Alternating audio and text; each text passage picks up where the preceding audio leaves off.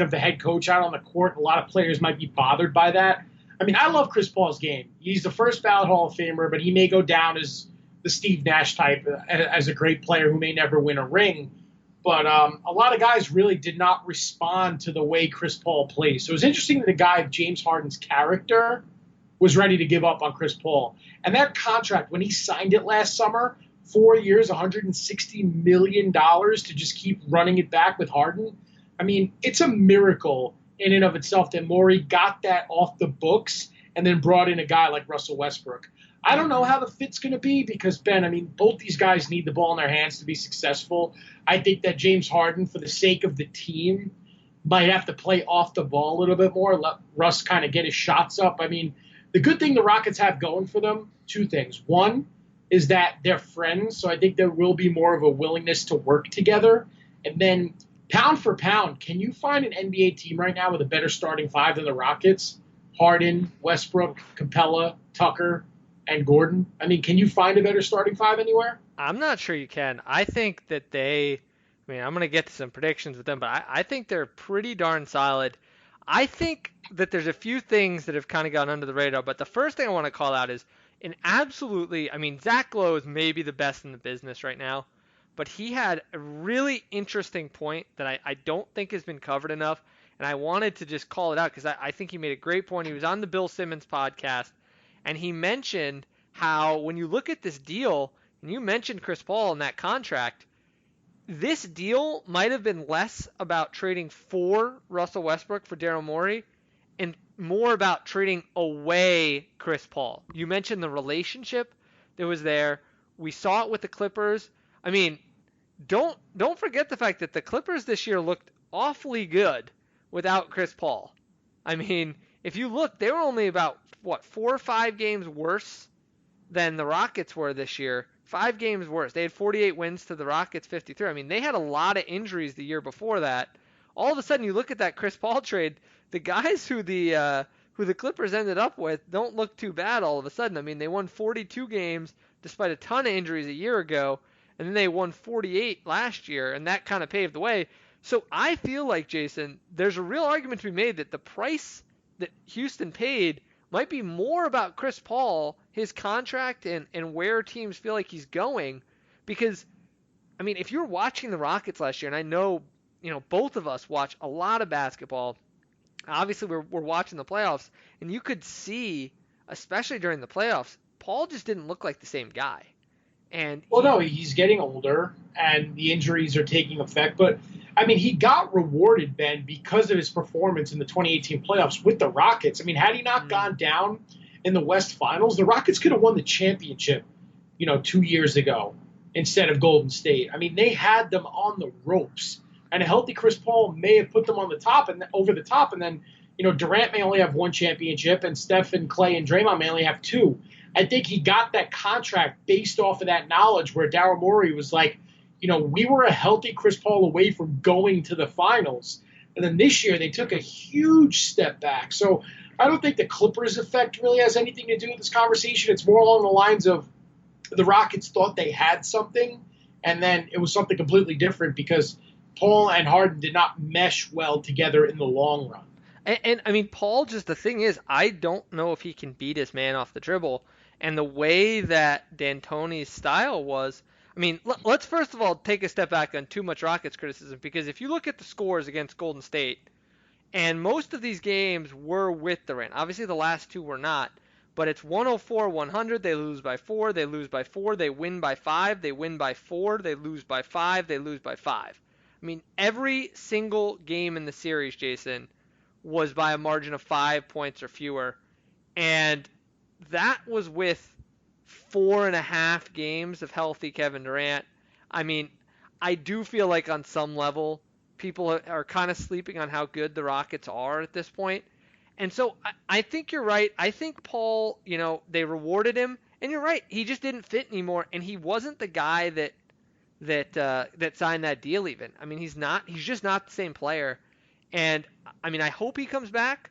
But hearing that he has leg injuries for a guy who's, generously listed at 6 feet, it makes you wonder where his career is going. He's a smaller guard who's going to, I think, really, Jason, I think he's going to struggle a little bit if he loses much of the athleticism, just because it's hard to get into the lane at this point for him. He's not big enough to just make his way in there. He's not a guy who's going to get a post game. So we're going to have to see what he can do. But let's look at the Westbrook side of this. I think for the Rockets, one of the things that's going to be really interesting is, first of all, I hope, Jason, if I'm a Rockets fan, I am going to whatever shrine I pray to, that Mike D'Antoni uses this as an opportunity to drastically cut Harden's minutes in this upcoming season. Because I think that if I was a coach, you're looking at a guy who played almost 37 minutes a game, Jason, which is just too much. It's simply too much. I know that they had injuries, but that's too much for your star player. I'd like to see that get down to 32, maybe even a little lower than that. But if you could get to 32, you split up most of those Westbrook minutes so that one of those guys is on the floor and they're just running spread, pick and roll. When Harden's out there, he can ISO. You have a few minutes with Westbrook. Let's say you play in the first 6 minutes or so of the game. They play together at the end. But for the most part, you split those guys up. You are going to have a phenomenal second unit all of a sudden, because last year Paul couldn't do that. He just didn't have the quickness anymore. I mean, Westbrook's going to be able to do that, and we finally get to see Westbrook, Jason, play with some shooters around him, which we just have not gotten the chance to see really in his entire tenure in Oklahoma City. So, two things make me nervous for the Rockets. One being they shoot a ton of threes, more than any other team in the NBA. And Russell Westbrook doesn't really fit that mold because he's not the best three-point shooter. He's very streaky, and I'm afraid that he'll mess up the flow of Houston's offense. Now, that being said, Mike D'Antoni is going into the upcoming season as a lame duck. They have not given him a new deal. So if things don't work out, they may have to bring in a new coach that kind of nixes the shoot 63 a game philosophy and tries to tether an offensive system around both Harden and Westbrook's games, because that's the only way I see this working out for the Rockets. Nothing against D'Antoni. He's a very fun coach to watch because of the high-octane offenses that he coaches. However, for the Rockets to win a championship within this window, they're going to need a system to get both Russell and Westbrook. Westbrook and Harden playing at the top of their games. You know what I mean? I do, but I actually am a little bit more optimistic about how this system's going to run. I think there's really a couple things that this team really needs right now. They might need one more wing. I'm curious if they could get involved in this bidding for J.R. Smith, because if they could add a guy like J.R. Smith, I think that would be the perfect fit for them. They need one more guy like that, or ideally you'd like to see it be a wing, more of a 3 or 4 type player. Trevor Ariza comes to mind, who they got rid of, but someone like that, because I think that the minute split is what's going to be crucial here. If D'Antoni or whoever's coaching, to your point, can just split those minutes, I think it's going to be really, really good for them. I do worry, though, Jason, and you're kind of touching on this, I worry how the two of them are going to fit together. Neither one is known as much of an off-ball player. They both tend to kind of laze around, sit in the corner, hands on their knees when they don't have the ball, and you just can't do that. Now, as you mentioned, Westbrook can kind of play with the ball in his hands and have Harden kind of set out there because he is a better shooter. Where Westbrook is the much streakier, as you put it, of the shooters. Last year he shot a pretty horrendous 29%. Now, I think that there's some reason for optimism here. Westbrook pretty much had one of his worst shooting seasons of his career. In the last few years, this is one of the worst seasons he's had shooting the ball when you take everything into account. I tend to think that that's a little bit of an aberration. His free throws were all over the place. He shot really terribly from 3. This was the worst he'd shot from 3 since his sophomore year in the league. So I do feel like There's a chance that they're going to take away some of those pull-up mid-range, make them three-pointers, and I wouldn't be shocked if he hits, closer to 32% than he does to 29, and all of a sudden then that's an okay shot. I mean, if he can shoot 32, 33%, Jason, I mean, that's not terrible, and the math kind of works on that. And if he takes a couple less shots overall, he shot 20 times. He had the second highest, I think, usage rate in the NBA last year behind James Harden. If all of a sudden he's getting more efficient shots and he's getting passes out to shooters and he's pushing the pace, I could see this trade being a win for them on offense, Jason. However, what I want to get your thoughts on is the defensive impact of this move because, as we both know, Jason, James Harden not known for his defense, and Russell Westbrook might be the most overrated defensive player in the NBA. How do you see those two coalescing on the defensive end of the floor? Well, that's the thing with D'Antoni's system. He's going to have to mask their defensive deficiencies by overusing guys like P.J. Tucker and Clint Capella on defense, whether you're bringing Capella up to guard some perimeter guys or having Tucker chase around the opposing team's best player. But in a league where offense is prime, I'm a little worried about their defense. And I'm also worried about their depth because I think we can kind of move on to whether or not this puts the Rockets in the championship conversation. I think we'll both say yes.